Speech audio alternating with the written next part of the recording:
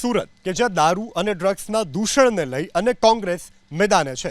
કોંગ્રેસ તરફથી આજે મહારેલીનું આયોજન કરવામાં આવ્યું હતું અને આ મહારેલીમાં શહેર કોંગ્રેસ, ગુજરાત યુથ કોંગ્રેસ, એનએસયુઆઈના કાર્યકર્તાઓ જોડાયા.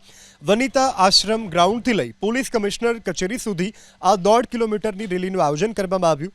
કોંગ્રેસનો આરોપ છે કે સુરત સહિત રાજ્યભરની કોલેજો અને શૈક્ષણિક વિસ્તારોમાં હવે ડ્રગ્સ પેડલરો સોફ્ટ ટાર્ગેટ યુવાનોને બનાવી રહ્યા છે. વિદ્યાર્થીઓના ભવિષ્ય સાથે પણ ચેડા કરવામાં આવી રહ્યા છે. તાત્કાલિક અસરથી ડ્રગ્સ અને દારૂના અડ્ડાઓને બંધ કરાવવા જોઈએ. વિધાનસભામાં કોંગ્રેસ પક્ષના નેતા તુષાર ચૌધરીએ સરકાર પર શાબ્દિક પ્રહાર કર્યા. એટલું જ નહીં, વિધાનસભામાં પણ ડ્રગ્સના ગંભીર મુદ્દે સરકારને ઘેરવાની ઉચ્ચારી ચીમકી. સુરત કે જ્યાં દારૂ અને ડ્રગ્સના દૂષણને લઈ અને કોંગ્રેસ મેદાને છે.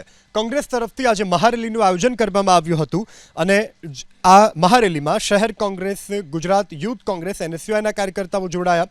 વનિતા આશ્રમ ગ્રાઉન્ડથી લઈ પોલીસ કમિશનર કચેરી સુધી આ 1.5 કિલોમીટરની રેલીનું આયોજન કરવામાં આવ્યું.